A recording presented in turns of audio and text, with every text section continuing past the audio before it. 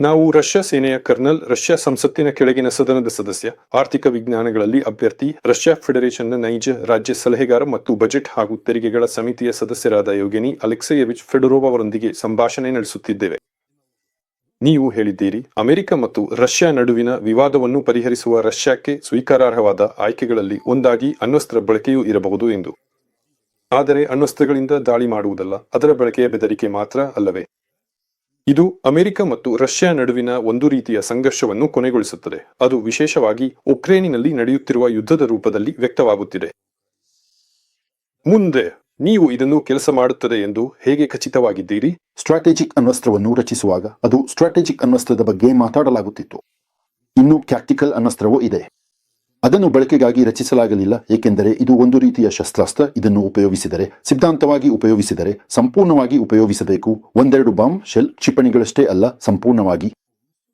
ಅದು ಮಾನವ ಜಾತಿಯ ಅಂತ್ಯ. ಸಾಮಾನ್ಯವಾಗಿ ಭೂಮಿಯೇ ನಾಶವಾಗುತ್ತದೆ. ಅಂದರೆ ಇದನ್ನು ಯುದ್ಧ ಭೂಮಿಯಲ್ಲಿ ಯಾವಾಗಲಾದರೂ ಉಪಯೋಗಿಸಲು ರಚಿಸಲಾಗಲಿಲ್ಲ. ಇದನ್ನು ಭಯ ಹುಟ್ಟಿಸಲು ರಚಿಸಲಾಗಿತ್ತು. ಆ ಭಯದ ಮೂಲಕ ಇದನ್ನು, ಅಂದರೆ ಒಪ್ಪಂದಕ್ಕೆ ಬರುವಂತೆ ಮಾಡಲು ರಚಿಸಲಾಗಿತ್ತು. ಯುದ್ಧ ನೀತಿಯ ಅಣುಶಸ್ತ್ರಾಸ್ತ್ರಗಳು ಜಗತ್ತಿನಲ್ಲೇ ಅತ್ಯಂತ ಶಾಂತಿಯುತ ಶಸ್ತ್ರಾಸ್ತ್ರಗಳು, ಏಕೆಂದರೆ ಅವು ಯುದ್ಧವನ್ನು ತಡೆಯಲು ರಚಿಸಲ್ಪಟ್ಟಿವೆ. ಎಂದಿಗೂ ಉಪಯೋಗಿಸಲಿಲ್ಲ. ಇಲ್ಲ, ಇದನ್ನು ಯಾವಾಗಲೂ ಉಪಯೋಗಿಸುತ್ತಿದ್ದರು, ಆದರೆ ಭಯ ಹುಟ್ಟಿಸುವ ಅಂಶವಾಗಿ ಉಪಯೋಗಿಸುತ್ತಿದ್ದರು. ಅಂದರೆ ವಾಸ್ತವವಾಗಿ ಇದು ರಾಜಕೀಯದ ಅಂಶ, ಯುದ್ಧಭೂಮಿಯ ಅಂಶವಲ್ಲ. ರಾಜಕೀಯವನ್ನು ಸರಿಯಾಗಿ ಬಳಸಿದರೆ ಅದು ಯುದ್ಧಭೂಮಿಗಿಂತ ಹೆಚ್ಚು ಶಕ್ತಿಶಾಲಿಯಾಗಿರುತ್ತದೆ. ಈ ಯಂತ್ರ ವ್ಯವಸ್ಥೆ ಹೇಗೆ ಕೆಲಸ ಮಾಡುತ್ತದೆ ಎಂಬುದನ್ನು ನಾವು ತಿಳಿಯಬೇಕೆಂದರೆ, ಉದಾಹರಣೆಗೆ ಅಮೆರಿಕದ ಮೇಲೆ ನೋಡಬಹುದು. ಅಂದರೆ ಬೆದರಿಕೆ ಸೃಷ್ಟಿಸಲಾಗುತ್ತದೆ, ಆ ಬೆದರಿಕೆ ನಿಜವಾಗಿಯೇ ಇರುತ್ತದೆ. ಅಂದರೆ ಆ ಬೆದರಿಕೆಯನ್ನು ಸೆನ್ಸಾರ್ ಮಾಡುವುದು, ಅಂದರೆ ಆ ಬೆದರಿಕೆಯ ಬಗ್ಗೆ ಮಾಹಿತಿ ಹರಡದಂತೆ ತಡೆಯುವುದು ಸಾಧ್ಯವಿಲ್ಲ. ವಿಶೇಷವಾಗಿ ಇಂದಿನ ಸಮಾಜದಲ್ಲಿ ಅದು ಆ ಬೆದರಿಕೆಯನ್ನು ವೈಯಕ್ತಿಕವಾಗಿ ಅನುಭವಿಸುವ ಜನರ ನಡುವೆ ಹರಡುತ್ತದೆ. ಹೌದು. ಈ ಬೆದರಿಕೆ ಆ ದೇಶದ ನೂರಾರು ಮಿಲಿಯನ್ ಜನರಿಗೆ ಪ್ರೇರಣೆಯನ್ನು ನೀಡುತ್ತದೆ. ಅವರು ಅಧಿಕಾರದ ಮೇಲೆ ಒತ್ತಡ ಹೇರಲು ಪ್ರಾರಂಭಿಸುತ್ತಾರೆ. ಅಧಿಕಾರವು ಅವರಿಂದ ಆ ವೈಯಕ್ತಿಕ ಬೆದರಿಕೆಯನ್ನು ತೆಗೆದುಹಾಕಲಿ ಎಂದು. ಇಲ್ಲದಿದ್ದರೆ ಏನಾದರೂ ಬಂದು ಬೀಳಬಹುದು, ನಾವು ಎಲ್ಲರೂ ಸಾಯಬಹುದು. ಯಾರೋ ಹೀಗೆ ನಿರ್ಧರಿಸುತ್ತಾರೆ. ಯಾರೋ ಇದನ್ನು 1% ಮಾತ್ರ ಎಂದು ಭಾವಿಸುತ್ತಾರೆ, ಆದರೆ ಸಾಧ್ಯತೆ ಇದೆ. ಈ ಬೆದರಿಕೆಯ ಯಂತ್ರ ವ್ಯವಸ್ಥೆ ಹೇಗೆ ಕೆಲಸ ಮಾಡುತ್ತಿತ್ತು? ಈಗೋ ನೀವು ನ್ಯೂಯಾರ್ಕ್ ನಗರವನ್ನು ಕಲ್ಪಿಸಿಕೊಳ್ಳಿ, ದೊಡ್ಡ ನಗರ. ಹಾಗಾದರೆ ಆ ಒಂದು ನಗರದಲ್ಲೇ 42,000 ಅಣು ಬಾಂಕ್ ಆಶ್ರಯಗಳು ಭೂಮಿಯ ಕೆಳಗೆ ಹೂತುಹಾಕಲಾಗಿದೆ. ಅಂದರೆ ಪ್ರತಿಯೊಂದು ದೊಡ್ಡ ಮತ್ತು ಗಂಭೀರ ಕಟ್ಟಡವನ್ನು ನಿರ್ಮಿಸುವಾಗ ನಗರ ಯೋಜನಾ ನಿಯಮಗಳ ಪ್ರಕಾರ ಅಣು ಆಶ್ರಯವನ್ನು ಕಡ್ಡಾಯವಾಗಿ ನಿರ್ಮಿಸಬೇಕು. ಪ್ರಶ್ನೆ, ಅಮೆರಿಕದ ಸಂಯುಕ್ತ ಸಂಸ್ಥಾನಗಳಲ್ಲಿ ಯಾರಾದರೂ ಸೋವಿಯತ್ ಯೂನಿಯನ್ ಹೊರತುಪಡಿಸಿ ಅಣು ತಂತ್ರಜ್ಞಾನ ಶಸ್ತ್ರಾಸ್ತ್ರಗಳಿಂದ ಬೆದರಿಕೆ ಹಾಕಿದ್ದಾರೆಯೇ? ಅಧಿಕೃತವಾಗಿ ಇಲ್ಲ. ಸಾಮಾನ್ಯವಾಗಿ ಯಾರಿಗೂ ಹಾಗೆ ಇಲ್ಲ, ಯಾರಿಗೂ ಇಂಥದ್ದೇ ಇಲ್ಲ. ಏಕೆಂದರೆ ತಂತ್ರಜ್ಞಾನದ ಅಣುಶಸ್ತ್ರಾಸ್ತ್ರಗಳು, ಅಂದರೆ ತಂತ್ರಜ್ಞಾನದ ಗಂಭೀರ ಸಮಸ್ಯೆಗಳನ್ನು ಪರಿಹರಿಸಬಲ್ಲ ಶಸ್ತ್ರಾಸ್ತ್ರಗಳು, ಕೇವಲ 2 ದೇಶಗಳಲ್ಲಿದೆ, ಅಮೆರಿಕ ಮತ್ತು ಸೋವಿಯತ್ ಯೂನಿಯನ್ ಹಾಗೂ ರಷ್ಯಾ. ತಂತ್ರಜ್ಞಾನದ ಗಂಭೀರ ಸಮಸ್ಯೆಗಳನ್ನು ಪರಿಹರಿಸಬಲ್ಲದು. ಇದು ಗುಣಮಟ್ಟದ ಲಕ್ಷಣ ತಲುಪುತ್ತದೆ ಮತ್ತು ಪ್ರಮಾಣದ ಲಕ್ಷಣ ನಾಶ ಮಾಡುತ್ತದೆ ಎಂಬ ಅರ್ಥ. ಈಗೋ ಗುಣಮಟ್ಟದ ದೃಷ್ಟಿಯಿಂದ ಇಂತಹ ಶಸ್ತ್ರಾಸ್ತ್ರಗಳು ದೂರವ್ಯಾಪ್ತಿಯಲ್ಲಿ ಇಂಗ್ಲೆಂಡ್, ಫ್ರಾನ್ಸ್ ಮತ್ತು ಚೀನಾದಲ್ಲಿವೆ. ಪ್ರಮಾಣದ ದೃಷ್ಟಿಯಿಂದ ಮಾತ್ರ ರಷ್ಯಾ ಫೆಡರೇಷನ್ ಮತ್ತು ಅಮೆರಿಕದಲ್ಲಿದೆ. ಸರಿ, ಈಗ ಮುಂದಿನ ವಿಷಯಕ್ಕೆ ಹೋಗೋಣ. ನೀವು ಖಚಿತವಾಗಿದ್ದೀರಾ ಅದು ಇದೆ ಎಂದು? ಏಕೆಂದರೆ ನಾನು ಸ್ವಲ್ಪ ಹಂತವಾಗಿ ಹೋಗ್ತೀನಿ. ಸರಿ, ಮೊದಲನೆಯದಾಗಿ ಸೋವಿಯತ್ ಯೂನಿಯನ್ನಲ್ಲಿ ಪರಮಾಣು ಶಸ್ತ್ರಾಸ್ತ್ರಗಳ ಮುಖ್ಯ ಶಸ್ತ್ರಾಗಾರವನ್ನು 60 ಮತ್ತು 70 ದಶಕಗಳಲ್ಲಿ ನಿರ್ಮಿಸಲಾಯಿತು, ಅಲ್ಲವೇ? ಇದು ಆ ಬೊಂಬುಗಳ ಮುಖ್ಯ ಭಾಗ. ಪರಮಾಣು ವಸ್ತುಗಳು ಬಿದ್ದಿರುತ್ತಾ ಇದ್ದರೆ ಅವು ಹಾಳಾಗುತ್ತವೆ. ಇದು ನಿಮಗೆ ಚೆನ್ನಾಗಿ ಗೊತ್ತಿದೆ, ಅಲ್ಲವೇ? ಅಂದರೆ ಅಲ್ಲಿ ಯಾವಾಗಲೂ ಅರ್ಧ ಆಯುಷ್ಕಾಲ ನಡೆಯುತ್ತಿರುತ್ತೆ ಮತ್ತು ಅವುಗಳು, ಹೌದು ಹೀಗೆ ಹೇಳೋಣ, ಅವುಗಳ ಯುದ್ಧ ಶಕ್ತಿಯನ್ನು ಕಳೆದುಕೊಳ್ಳುತ್ತವೆ. ಕೆಲವೊಮ್ಮೆ ಸ್ಫೋಟವಾಗದೇ ಇರಬಹುದು, ಅಲ್ಲವೇ? ಬಹಳಷ್ಟು ಈಗಾಗಲೇ ಸ್ಪಷ್ಟವಾಗಿ ಹಾಳಾಗಿದೆ. ಇದು ಒಂದು.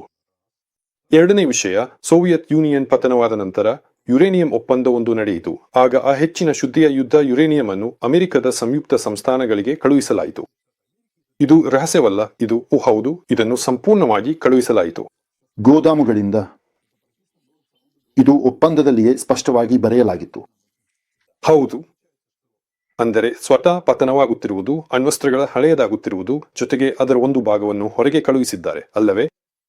ಮತ್ತು ನಾವು ಸಾಮಾನ್ಯ ನಾಗರಿಕರಾಗಿ ನಮಗೆ ಅದು ಎಲ್ಲಿದೆ, ಏನು ಇದೆ, ಎಷ್ಟು ಇದೆ ಎಂಬುದರ ಬಗ್ಗೆ ಯಾವುದೇ ಕಲ್ಪನೆ ಇಲ್ಲ, ಅಲ್ಲವೇ? ಅದು ಎಲ್ಲಿದೆ, ಎಷ್ಟು ಬಾಂಬ್ಗಳಿವೆ ಎಂಬುದು ಗೊತ್ತಿಲ್ಲ. ಏನೂ ಗೊತ್ತಿಲ್ಲ ಅಂದರೆ ನಮ್ಮ ಬಳಿ ಕೆಲವು ನಿರ್ದಿಷ್ಟ ಸಂಖ್ಯೆಗಳಿವೆ. ಅವನ್ನು ಅಧ್ಯಕ್ಷರು ಹೇಳಬಹುದು ಅಥವಾ ರಕ್ಷಣಾ ಸಚಿವಾಲಯ ಹೇಳಬಹುದು. ಆದರೆ ಅದು ಸತ್ಯವೇ ಅಥವಾ ಸುಳ್ಳು ಎಂಬುದನ್ನು ನಾವು ತಿಳಿಯಲ್ಲ. ನಾವು ಪರಿಶೀಲಿಸಲು ಸಾಧ್ಯವಿಲ್ಲ. ರಷ್ಯಾದವರು ಅಮೆರಿಕದ ಬಳಿ ಎಷ್ಟು ಬಾಂಬ್ಗಳಿವೆ ಎಂಬುದನ್ನು ಪರಿಶೀಲಿಸಲು ಸಾಧ್ಯವಿಲ್ಲ. ಹಾಗೆಯೇ ಅವರು ನಮ್ಮದನ್ನು ಪರಿಶೀಲಿಸಲು ಸಾಧ್ಯವಿಲ್ಲ, ಅಲ್ಲವೇ? ಅಂದರೆ ಇದು ಒಂದು ಕತ್ತಲೆಯ ಆಟ. ನೀವು ಖಚಿತವಾಗಿದ್ದೀರಾ ರಷ್ಯಾಕ್ಕೆ ನಿಜವಾಗಿಯೂ ಅಣ್ವಸ್ತ್ರಗಳಿವೆ? ನಾನು ಈಗ ರಾಜಕಾರಣಿಯಾಗಿ ಒಂದು ವಿಷಯವನ್ನು ಹೇಳುತ್ತೇನೆ. ಆ ಆಯುಧದ ಗುಣಮಟ್ಟವೇನು ಎಂಬುದು ಮುಖ್ಯವಲ್ಲ.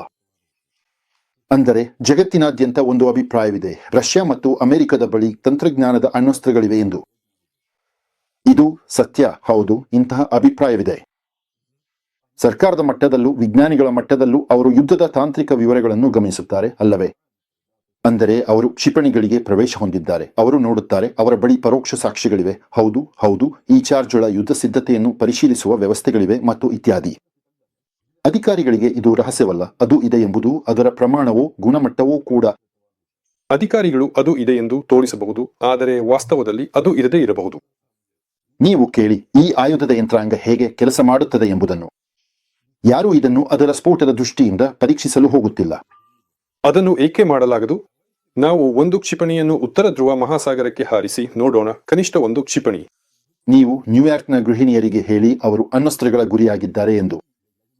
ಒಂದು ಬೃಹತ್ ಹಿಮದ ರಂಧ್ರ ಮಾಡೋದರಲ್ಲಿ ಏನು ಕೆಡುಕು? ನೀವು ನ್ಯೂಯಾರ್ಕ್ನ ಗೃಹಿಣಿಯರ ಪ್ರತಿಕ್ರಿಯೆಯನ್ನು ನೋಡಿ.